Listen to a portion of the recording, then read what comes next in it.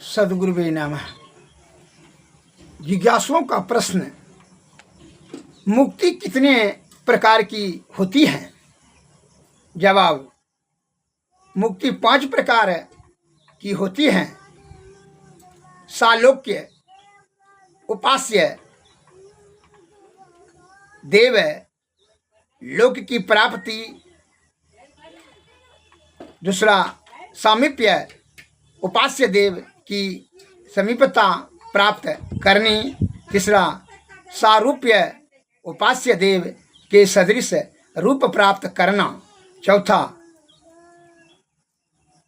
सायुज्य, उपास्य देव के साथ युक्त होना, पांचवा कैवल्य मुक्ति, जीव पीव में मिलकर एकम एक होना, यह 5वां मुक्ति है।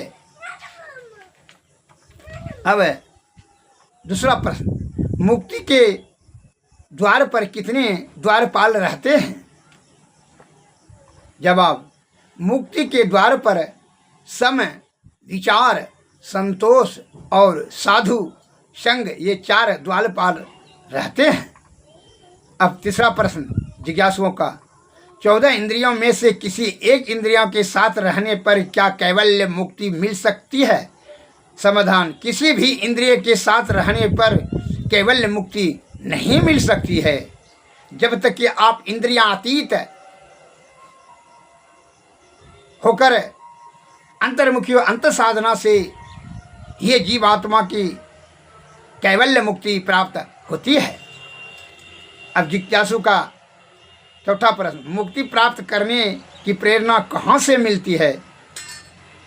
प्रश्नों का जवाब, मुक्ति प्राप्त करने की प्रेरणा सत्संग से मिलती है। इसलिए रामायण में तुलसीदास ने बोला, बितु सत्संग विवेक न होई, राम में कृपा बिनु सुलभ न सोई, सोई जानो सत्संग प्रवाहु, अलोकन वेदन आन पाऊ।